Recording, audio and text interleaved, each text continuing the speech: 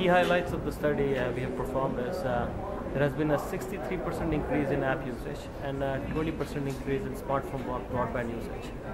What that means in detail is that we've seen that indoor has become really important.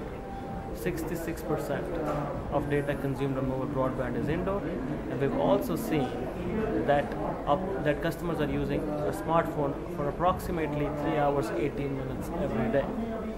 This means that the whole trend of consuming data is being revolutionized.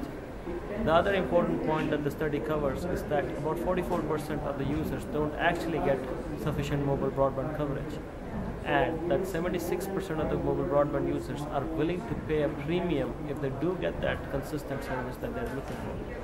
What that means is that there is a huge latent demand out there that the operators can address, and they're working on addressing it with their 3G rollouts. We'll also see some 4G rollouts, and it is a responsibility of vendors and partners like ourselves to bring in innovation to make sure that the frontier of indoor is covered, to make sure the frontier of rural is covered.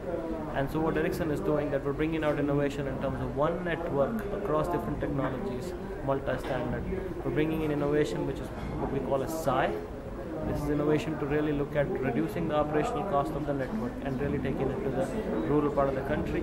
And then we'll soon launch in Q4 something what we call as Ericsson Radio Dot System to really cover the indoor in the best possible way from a mobile network perspective. Can you share some of the tips for the operators to focus on improving, improving the spectrum utilization? So my recommendations for the operators would be to really look at densification of the macro network and then complementing that with a small cell indoor strategy as soon as possible.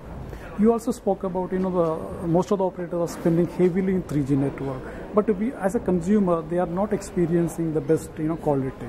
We're too early in that sense. 3G is being built out rapidly, and I do expect that over the next 2 years, or next year and a half, at least the Class A circles, the urban cities will be covered very well from 3G perspective.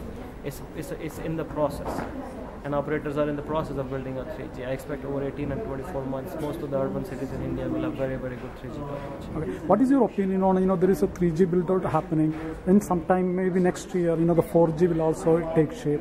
So will it coexist? What are the technology evolution? They will certainly coexist. We do see that 3G will remain the technology of choice for at least the next coming 3 or 4 years, largely because the device ecosystem that 3G has is far more superior in terms of price points than 4G will offer in the next 3-4 years. And then subsequent to that, we see that the device ecosystem starts converging from a price point perspective.